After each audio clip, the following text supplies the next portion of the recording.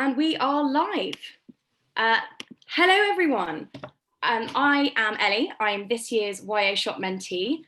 Welcome to our second workshop of At Home YALC, which is creating unique posts. I'll be chairing this workshop for At Home YALC for the UKYA Blogger and Vlogger Awards 2020. The award ceremony is, of course, virtual this year as well. So please join us at 5:30 p.m. tomorrow on our YouTube channel, same as here, to celebrate this year's winners tomorrow. Thanks to those who joined us earlier for our vlogging workshop. Sorry to interrupt, I think we're 5 o'clock tomorrow. I think we're 5 o'clock? I have written that wrong. It is 5 o'clock, you're so right. 5 o'clock, not 5:30, don't be late. Apologies. Thanks to those who joined us earlier for our vlogging workshop, which was hosted by the lovely Marta. I hope you picked up some hot tips from the UK's best book vloggers. This workshop, though, is all about creating unique posts. And as you can see, I've got 5 fantastic bloggers with me here today. These are all shortlisted for the UKYA BA 2020 across the different categories. We've got Beth at Book's Nest, give a little wave as I say your name. Kate from Reading Through Infinity. Emily, aka A Short Book Lover. And duo bloggers Imi&Ellie from Beyond a Bookshelf. So before I let our wonderful shortlistees introduce themselves and their blogs, I also need to say a big thank you to our sponsors for this year, without whom this event wouldn't be possible even in virtual form. We've been supported by 6 different sponsors this year. So we had Bloomsbury's Children's Books, UClan Publishing, that's a tongue twister, Hotkey Books, Walker Books, Nosy Crow, and of course our virtual hosts, YALC.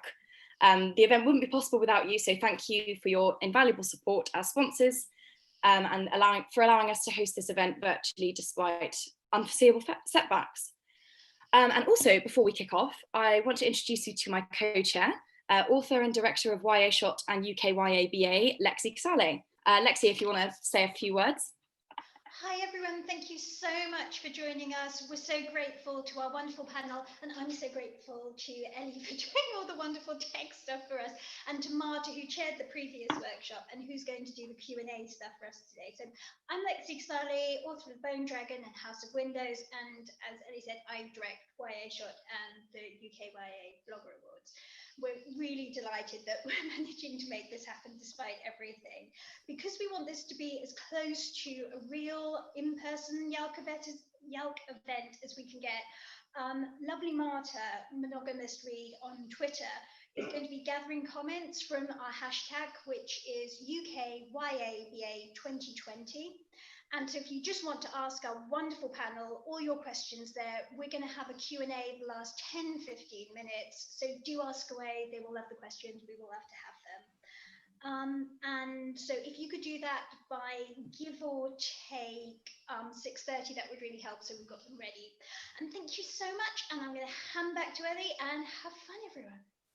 Thanks, Lexi. So let's meet all of our panelists. I'm going to ask each of our bloggers in turn to briefly introduce themselves and their channels, and to remind us which award they have been nominated for, or shortlisted for, I should say. Beth, if you'd like to start us off. Hello, I'm Beth. I'm from Book's Nest on all platforms, and I am nominated for Best Established Blogger, which is just really exciting. I've been blogging since 2016 and recently started vlogging as well. So really just spending most of my waking hours when I'm not working looking at books on the internet. Sounds like a life. Next, can we have Kate, if you want to give us a little short rundown?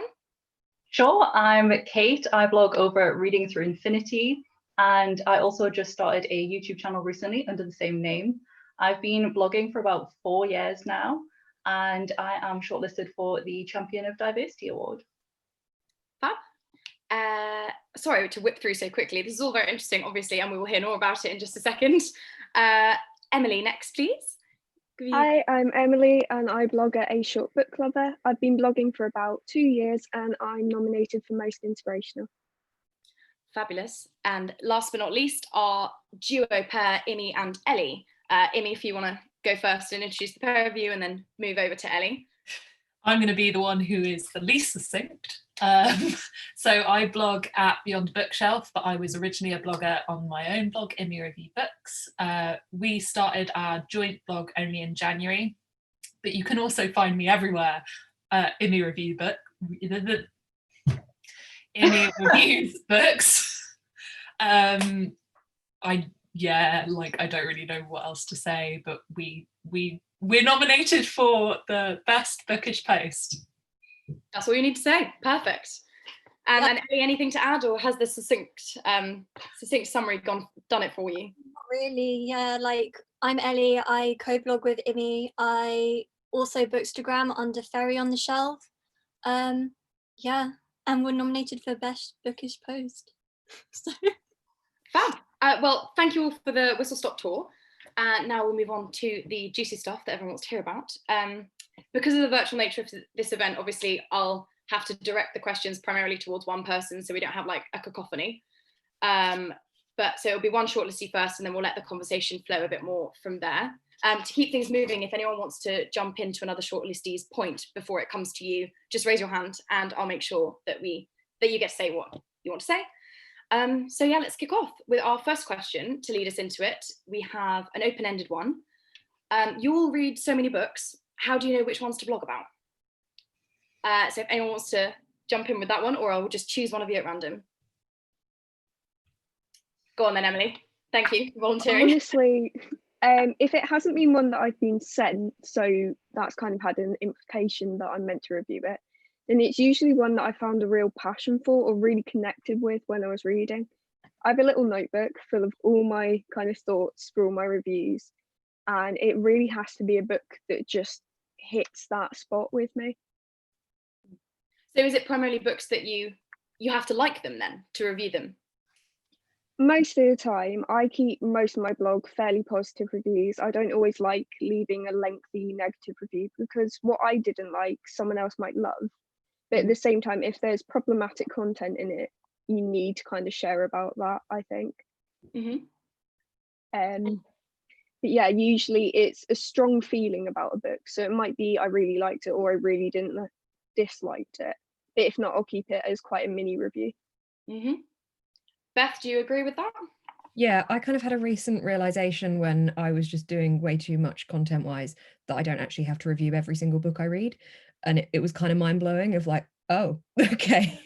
And now I tend to take, a similar stance of like, if I feel passionate either way, but also if I feel like a book is representing a certain person or a certain culture or a certain anxiety or like OCD or something, because that's kind of things that I struggle with as well. Like, I feel like it's important to put it out there to more people that might also resonate with that. So that's also something I factor in. But yeah, it was a big thing to think I don't actually have to review every single book, because some of my reviews were being like a paragraph or too long, because I didn't feel like some books you just don't have a lot to say about. Whereas like I just finished Convenience Store Woman, recommended by Kate, and like I've got so much to say about that like that will be the best review to write, because there's so many different avenues for a book that's 150 pages long. Fair. And Kate, that if you're reviewing the same books, presumably you agree on quite a lot of those points. Yeah, definitely. I tend to review every book I read on Goodreads, but I don't review all of them on my blog. And the ones I do choose to review, it's either I have strong positive or strong negative feelings towards, or I've potentially been sent them by a publisher or an author and I want to promote them. Or sometimes if it's one of my absolute favorite authors, then I kind of feel that I'm just definitely going to review their book. Like if a new YAShot book comes out, then I feel like it's sort of expected, like I will review that book. It's an obligation rather than a choice. It's a choice, but it's a very easy choice to make. Like it's just an instinct. And do you, Imi&Ellie, then, just to move on to the final pairing, you obviously have to choose which books to review sort of together. You have to run it past each other. How do you do that as a pair? Well, usually it goes, oh, Ellie's going to review this because Ellie keeps our blog functioning, and I sit here and make everything look pretty. And that's pretty much it at this point. Basically, I've kind of stopped reviewing recently, not intentionally, but kind of I've got very busy with work things. So Ellie means that we actually put things out in the world and I come in at the last minute and just format it. And that's my contribution, but hopefully that will change. I mean, just following on from what Imi said, we focus primarily on like marginalized books or like diverse books. Like For us specifically, we started our blog Beyond a Bookshelf because of our reading challenge, which was FF February. Yes. So we then, because of that, we try and focus on like promoting like queer books if we can, and then by extension all other kinds of books that perhaps don't get as much attention as they should do. So But much like Kate, if a fave drops a book, we're obviously going to review that. I mean, what can you do? Yeah, it's just no choice about it. It's the sad truth of the book blogging life. Well, if no one else has any more to add on choosing books, then I guess we move on to the natural follow-up question, which is, when you've chosen your books, how do you plan it? What is your planning process? Do you like to plan your posts in advance and draft and redraft and all of that, or do you tend to strike when the iron is hot? I didn't direct it to anyone, sorry. Emily. Oh gosh. Oh, I did you first last time, didn't I? I'm so sorry. No, Okay, it's go on. fine. I can think about it. It really depends on the book, I find, because when you find a book that just ignites such a passion in you, you feel like you do just have to sit down and write it and put it out there kind of straight away. And those type of books are really magic, I find. Like I said earlier, I've got my little notebook with all my notes and everything, and trying to format some of the absolute gibberish in that into actual sentences can take quite a while sometimes. So it's a bit of a mix of both. I do like to plan some things, but I also quite like to just write some stuff spare at the moment. And do you find that you plan, right, next week I'm going to do a review, next, like, do you, as part of this question, I guess, do you all plan on a calendar basis? Will you always do a review on a Monday, for example, or something like that? As just a follow-up question to the same question. I've got on my phone, I've got a calendar of when all my anticipated releases are coming out, saved on the different dates, and I try and kind of schedule it around that. And some of my semi-regular features I try to do on the same day each time, just for a bit of consistency, and also because I usually name them after the day because it's easy. But generally, I wouldn't say I stick to a really, really strict calendar. Kate, you're nodding away over there. You clearly agree with this. Yeah, I have weekly posts that I will post every Tuesday, but in terms of reviews or other posts, I always try and split my posts so that they're sort of on, for example, a Monday, Wednesday, and Friday, or a Tuesday, Thursday, and Sunday. I try, where possible, not to post on consecutive days because I quite like to spread my posts out. But I think in terms of the actual sitting down and reviewing, sometimes I'll make notes beforehand, and sometimes I'll sit down and think, so I read this book 4 weeks ago and I now need to try and review it, and I'll just try and get into the zone of like, what was it about? And sometimes it actually all just comes back to me. Like once I start writing, I find that details that I remembered and that I enjoyed or didn't enjoy about the book really kind of flood back to me. And I think I'm maybe a little bit lucky in that way, because I've talked to friends who have said, I remember nothing about this book and I read it 3 weeks ago. So it's a mixture of planning and sort of sitting down and doing it on the fly sometimes. Again, more nods going around. Beth, any thoughts? I forget them so quickly. Relate. You hit true, Kate. I have a schedule for blogs and YouTube. Like Mondays and Saturdays is YouTube videos, and then Wednesdays is blog posts. But I put book reviews out whenever. I don't plan when they go out because I don't know when we're going to finish the book. So I'll just try and space them out. But I was doing Monday and Friday for my blog, and then YouTube was kind of fitting in 2 days a week around that. And it was just too much content. So I've tried to make it more dedicated content. But yeah, if I really, really found a book powerful, I'll tab it as I go and I'll make notes afterwards. And that's when I'll probably write the review, like as soon as I finish the book. And I think that's also when I realized that I didn't have to review every book, is when I was getting to like 3 weeks later and hadn't written the review yet. I was like, oh, do I actually want to write the review? So I am better off doing it straight away, but everything is scheduled and planned with me, apart from the book reviews, which I just write as and when I finish the book. Fair enough. And Imi&Ellie, same sort of process? Well, You can take this one. Well, I'd say we have probably a more chaotic schedule at the moment because both of us have been a bit busier, like with real life obligations. So it's been more scattered posting. But moving forward, we've been like deciding kind of what content we want to put on the blog, and we've got like some new features that we're like brainstorming. We hope to come out with soon. So once that's all organized, it's going to be all nice and smooth, and we're going to like have a nice posting schedule, aren't we, Imi? Manic laughter.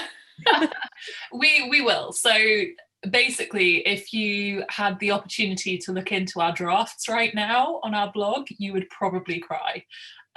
We have a lot of plans and not a lot of execution going on, but there will be execution just in time.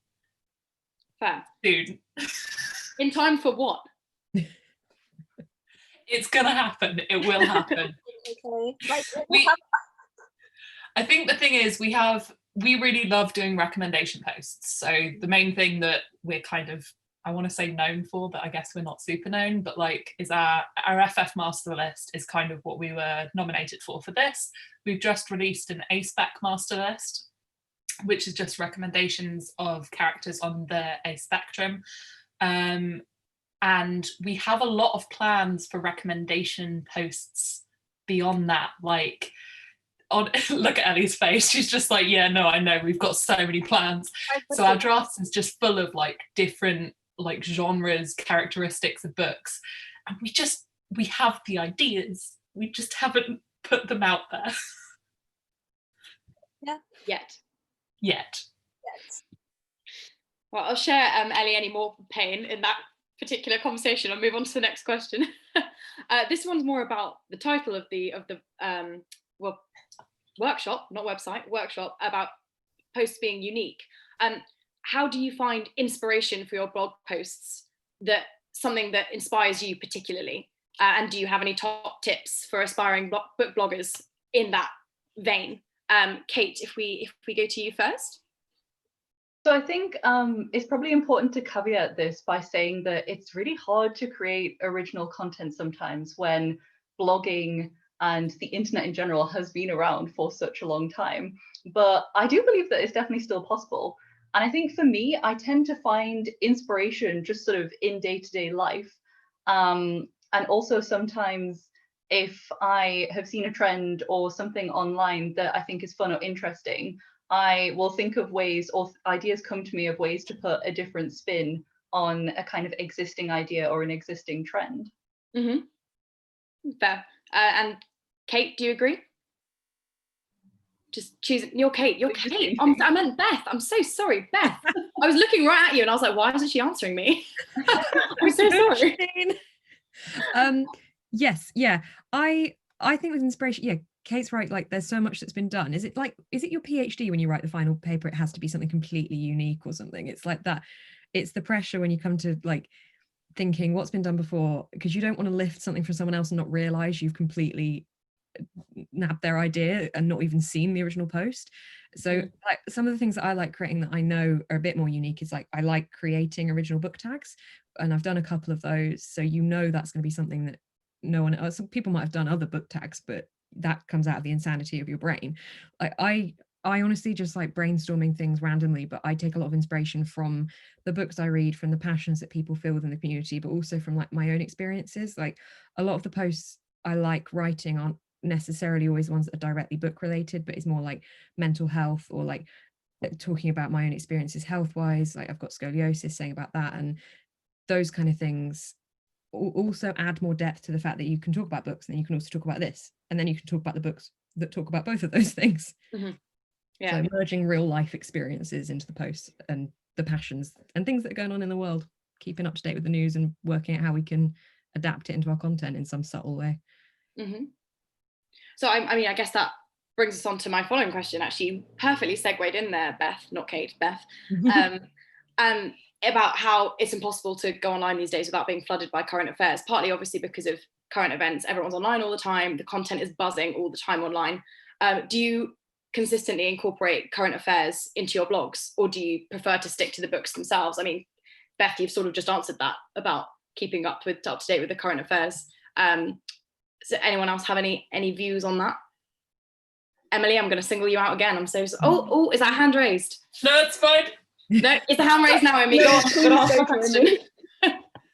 Well, I think there's a difference between like current affairs and obviously important movements in the generation. Like So I have a lot of friends who are booktubers, some of them are here, but like a lot of the booktube community with the Black Lives Matter movement started tagging Black Lives Matter cards in their descriptions, and they are still there, and kind of mentioning Black Lives Matter at the start of their videos, things like that. And if that kind of categorizes as bringing current affairs into your like things, I don't think that's necessarily what it is. It's just kind of showcasing the importance of it and how we all have to incorporate it. I mean, obviously this isn't like a comment on, so something like this, UKYA is obviously a nominated thing. It's not really something we can just be like this, but we are a group of 7 white women, like, and it's something that you notice. And in terms of diversity, and especially diversity in the publishing industry, it's something so important and vital that we kind of have to make it part of everything we do. So, I mean, somebody like Kate, a champion of diversity, has incorporated POC and AOC into her recommendations and everything she's done for years. She hasn't necessarily just started doing it because of Black Lives Matter, but these kind of things kind of come with what we do because of the passion we have for what we love, if that makes sense. So like transphobia, queer representation, that's something that me and Ellie are obviously very passionate about.